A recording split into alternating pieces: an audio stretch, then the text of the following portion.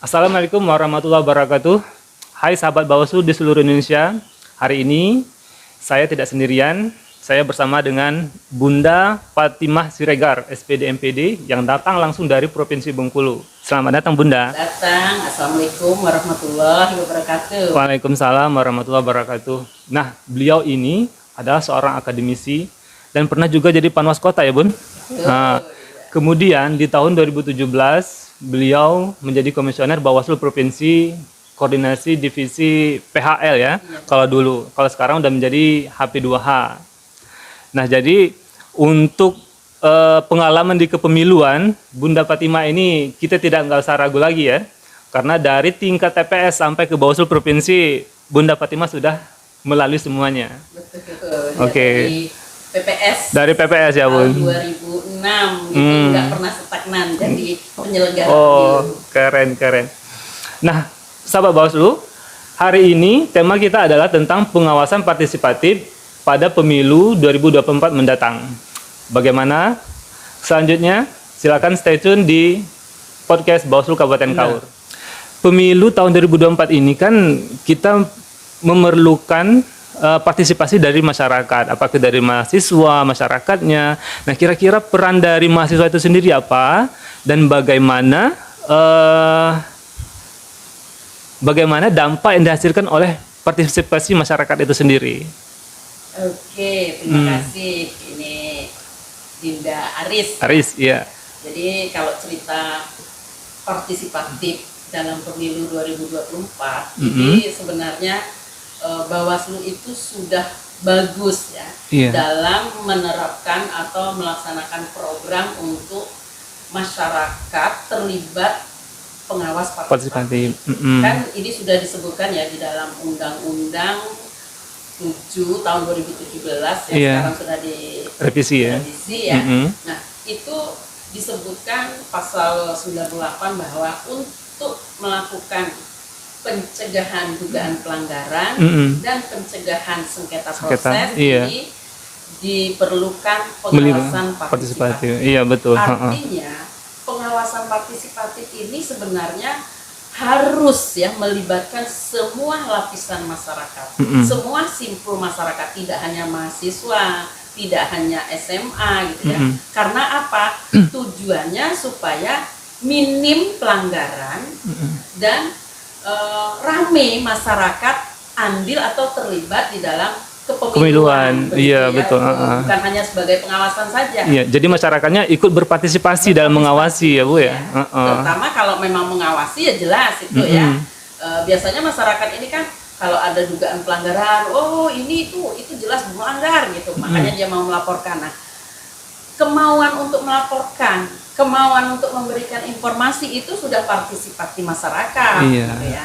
Nah, permasalahannya ini kan kenapa harus masyarakat dilibatkan atau terlibat aktif dalam partisipatif masyarakat untuk andil mengawasi ini kan di jenjang semua tingkatan penyelenggara pemilu ini terutama pengawas itu kan terbatas gitu. Terbatas. Bawaslu Kabupaten hanya 3 orang beserta stafnya kan. Iya, beserta stafnya. Terus Panwascam itu hanya 3 orang beserta juga. Stafnya juga hanya maksimum paling 11 ya. Iya betul. Di desa itu kan hanya satu pengawas ya. Tentunya ini tidak cukup atau tidak mampu ya pengawas itu untuk menjangkau semua wilayah di wilayah tugasnya atau wilayah kerjanya. Nah, ini kalau dikatakan dari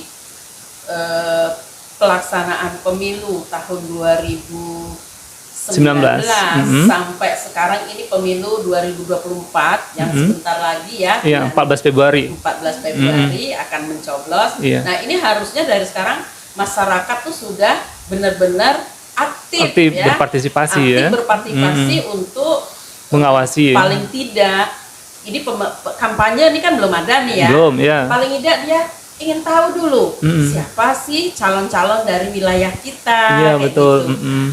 Siapa lalu di wilayah kita itu partai-partai apa saja sih yang ada. Gitu. Misalnya di tingkat kecamatan. Posko itu kan sudah mulai nampak itu Iya, ya, mulai dibentuk. atau sekretariat partai. Nah, Mm-mm. ini masyarakat sudah tahu, harusnya tahu, dan apalagi yang sudah ikut tentang mengerti ilmu atau mengerti tentang pengawasan dan juga tentang penyelenggaraan pemilu, atau yang selama ini sudah pernah jadi pengawas TPS ya, menjadi KPPS. Ini artinya sudah dapat dasar tentang ilmu kepemiluan dan demokrasi, dia harusnya sudah aware tentang Iya, betul. pengawasan gitu.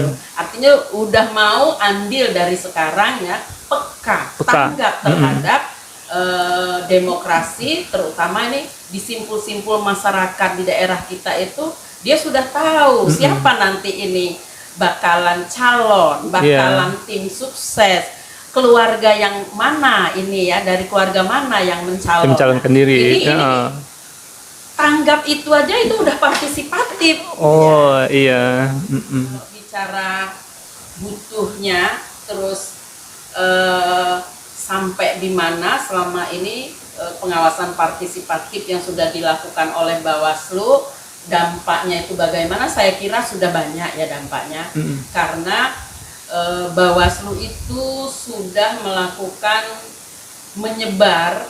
Kalau dulu itu namanya Goaslu ya, ada Goaslu. Ini masyarakat kan ada linknya untuk memberikan informasi, dan biasanya Goaslu ini kan akan disampaikan oleh jajaran pengawas ke masyarakat itu adalah di mendekati kampanye ya, tahapan kampanye. Ini kampanye kita mulai 28 November nanti ya Bunda? 28 November ini masyarakat kampanye. Ya udah akan kampanye, masyarakat harus tahu bahwa 28 November sudah mulai masuk tahapan kampanye. Iya. Nah, kemudian saya kira masyarakat ini perlu tahu semua sekretariat Panwascam. Ini perlu. Betul. Dan nomor kontak dari Panwascam. Ini boleh masyarakat silakan berikan informasi apapun kepada Panwascam. Nomor kontaknya saya kira ya Panwascam sudah menyebarkan semua itu. Nah, jadi kalau ada penemuan di lapangan bisa langsung ke Panwascam.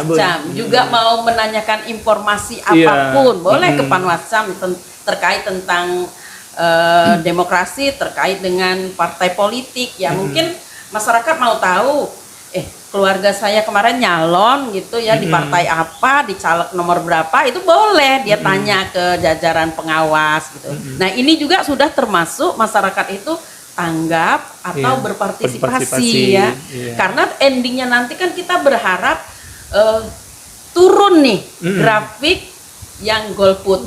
Iya betul. Nggak ada lagi masyarakat yang golput karena sudah paham tentang demokrasi, tentang politik gitu ya, tentang pemilu. Nah itu. Jadi tujuan dari partisipasi masyarakat dalam hal pengawasan ini bukan hanya dia melaporkan, memberi informasi tentang pelanggaran, bukan. Oh gitu. Tetapi ketika masyarakat banyak yang datang pada hari H ke TPS dan suaranya benar-benar tersalurkan, dalam artian sedikit nanti suara yang tidak sah, bahkan tidak ada suara yang tidak sah gitu ya, dan masyarakat pun nggak ada misalnya yang golput ya. Nah itu sudah partisipasinya bagus, apalagi sampai nanti benar-benar suara itu tersalurkan benar.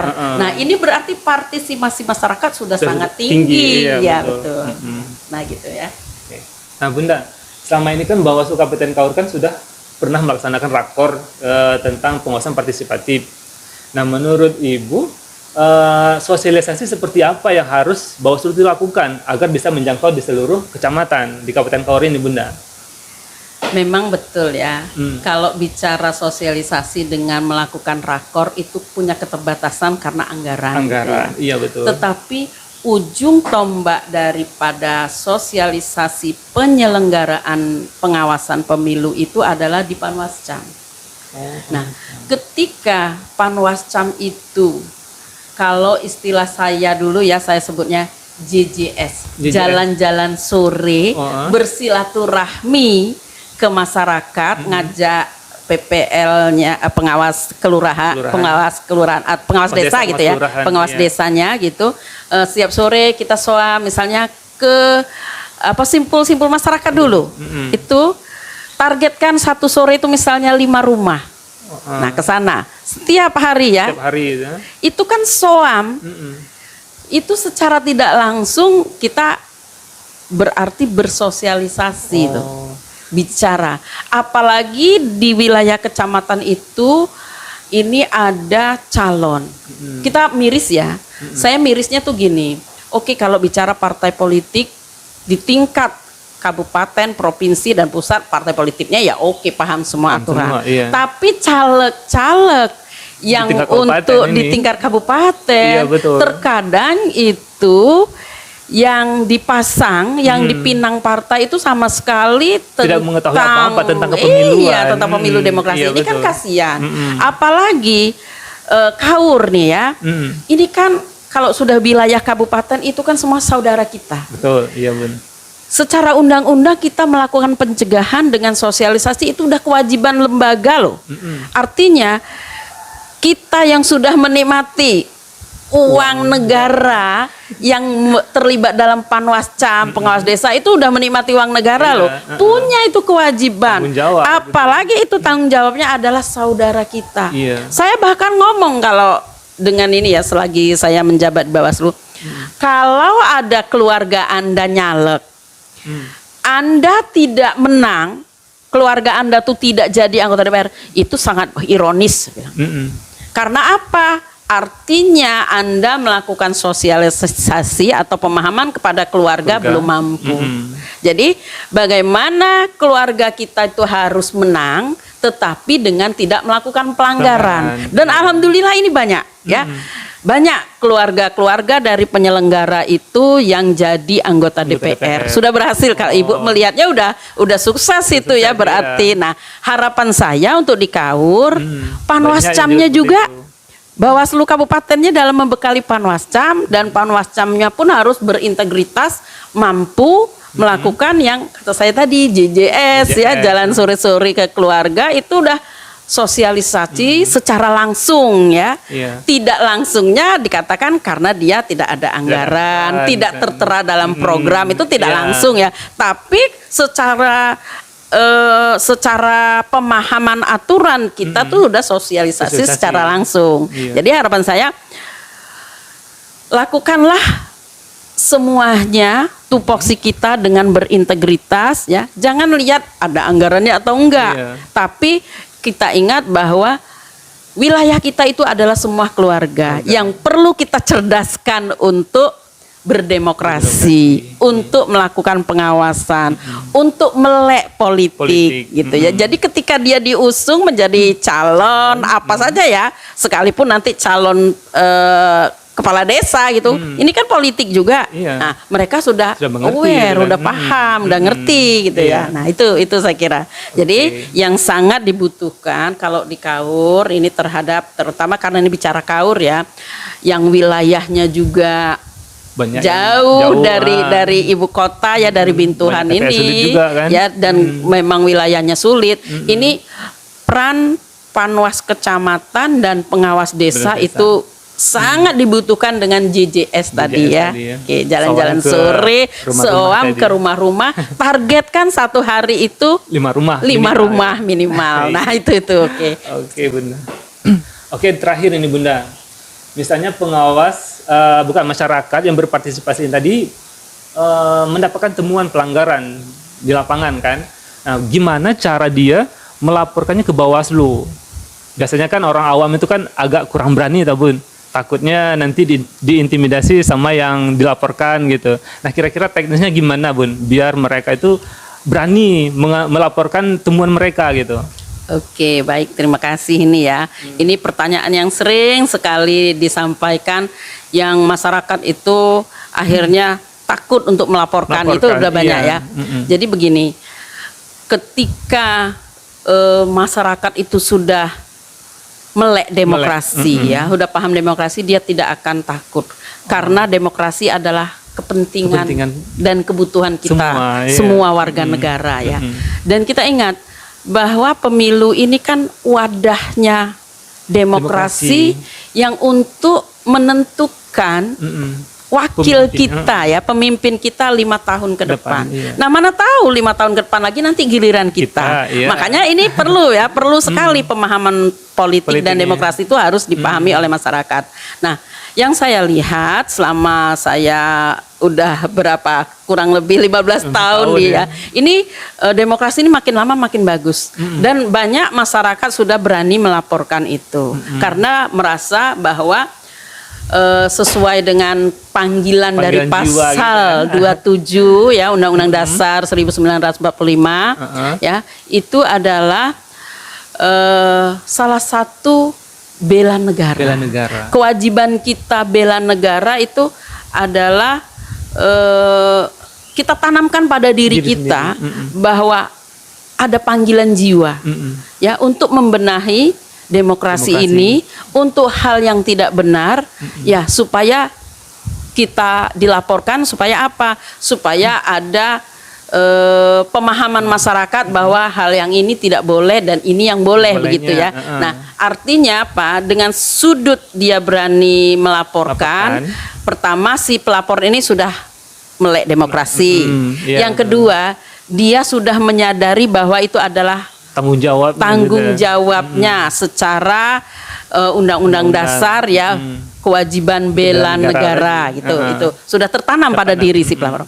Nah, ketika juga ada masih ragu ya, masyarakat masih ragu mau melaporkan, berikan saja informasi. Gitu. Ya, artinya gini, masyarakat ketika nggak berani melaporkan, karena tata cara melaporkan itu kan jelas ya, harus kita punya identitas KTP, ya, kita datang, kemudian kita menandatangani formulir laporan atau namanya formulir B1 gitu ya, artinya formulir yang disediakan oleh Bawaslu untuk melaporkan secara resmi identitas kita. Artinya suatu dugaan pelanggaran ini syarat formil si pelapornya sudah terpenuhi. Nah, ini ketika memang masyarakat nggak mau melakukan itu, dia bisa tetap namanya memberikan informasi kepada, makanya tadi saya sampaikan ya, Panwascam itu harus memberikan pengumuman, silahkan lapor nih nomor kontak. Nah, paling tidak memberikan informasi yang disampaikan oleh masyarakat, misalnya oh di sana ada kegiatan ini kelihatannya tuh melanggar. Gitu. Misalnya kumpul-kumpul itu kok menjanjikan ini memberi minyak gitu ya di masa kampanye, memberikan sembako kayak gitu kan ya. Nah, itu pelanggaran sebenarnya ya. Nah, tapi nggak berani melaporkan, informasikan saja. WA, maaf saya tidak mau melaporkan, tapi saya memberikan informasi. Dan tugas penyelenggara pemilu dalam hal ini misalnya pengawas TPS, pengawas kelurahan ya, pengawas desa atau Panwascam itu menindaklanjutinya. Jadi menjadikan itu adalah temuan pelanggaran. Nah, masyarakat berikan informasi apapun ya, mari kita tegakkan demokrasi dengan cara kalau siap mau melaporkan itu lebih bagus, berarti Anda sudah turut serta sebagai bela negara tadi ya, memenuhi pasal 27 Undang-Undang Dasar 1945. Nah, yang kedua, ketika kita belum yakin dan belum berani nanti bertanggung jawab, takut diintimidasi begitu ya, berikan informasi saja.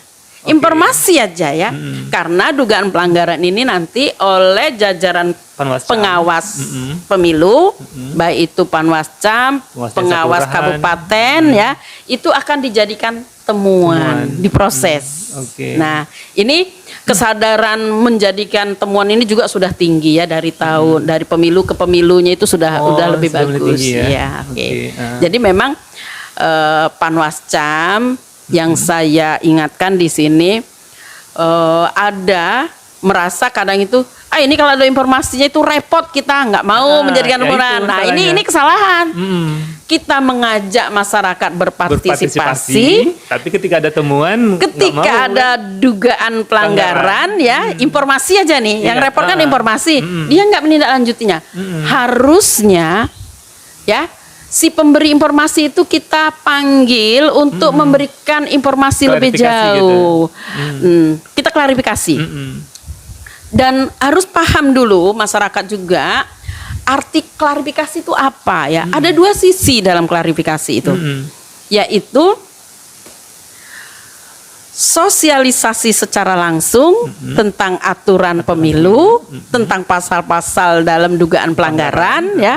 Dan juga yang fungsi kedua bisa menggali langsung apakah orang ini pelakunya atau bukan gitu. Jadi menggali terhadap dugaan pelanggaran itu ya, supaya terpenuhi syarat material dugaan pelanggaran. Iya. Jadi jangan takut ya. Kita dipanggil Bawaslu tuh bukan untuk cari kesalahan, tapi kita justru mendapatkan ilmu loh.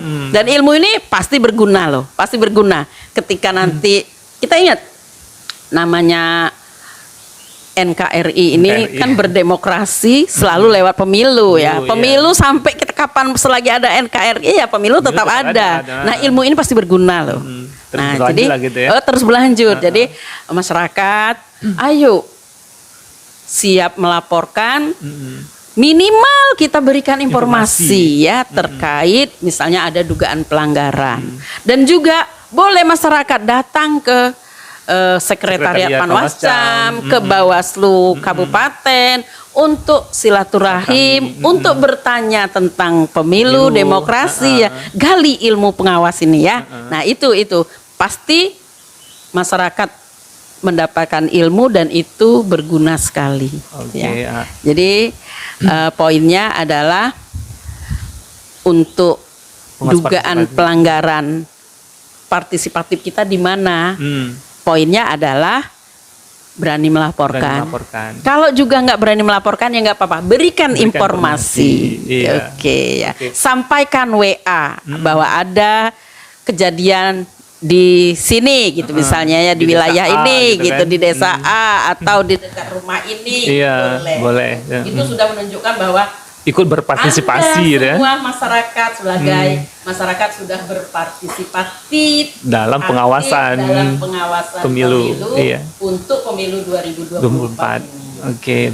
Ya itu sahabat Bawaslu, jadi ketika ada temuan pelanggaran itu jangan takut untuk melaporkan ke Panwascam atau Bawaslu ya Bun ya.